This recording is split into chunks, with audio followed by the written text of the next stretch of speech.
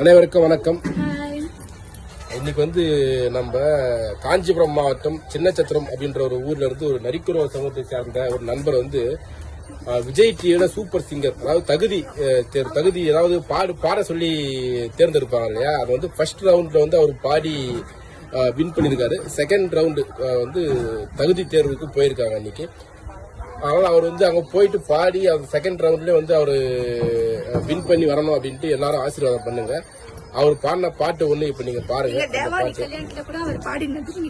ஆமா, அதாவது திவ்யா ஒரு வீடியோ போட்டிருந்தாங்க, நடிக்கிற ஒரு மேரேஜ். அந்த மேரேஜ்லயே திவ்யா அவர் பாட ஒரு கானா பாட்டு பாடி இருப்பாரு.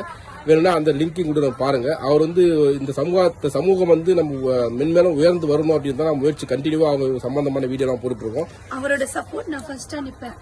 கண்டிப்பா திவ்யா அவர் இன்னைக்கு விஜய் டிவில போயிட்டு அவர் சக்சஸ்ஃபுல்லா வின் பண்ணி அந்த சூப்பர் சிங்கரை ஜெயிச்சு வரணும் அப்படின்ட்டு எல்லாரும் ஆசீர்வாதம் பண்ணுங்க. நம்மளுடைய சேனல் சார்பா நானும் திவ்யாவும் சப்போர்ட் பண்றோம்.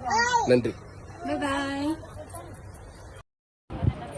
சூப்பர் சிங்கர்ல ஃபர்ஸ்ட் ஷோலயே செலக்ட் ஆனதுக்கு எனக்கு ரொம்ப சந்தோஷமா இருக்கு.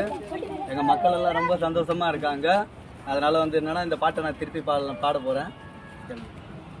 அந்த வானத்தை போல மனம் படைச்ச மன்னவனே, பனி துளிய போல குணம் படைச்ச தென்னவனே, மஞ்சளிலே ஒரு நூல் எடுத்து விண்ணுக்கும் மண்ணுக்கும் சம்பந்தம் உண்டுன்னு சொன்னது யாரு?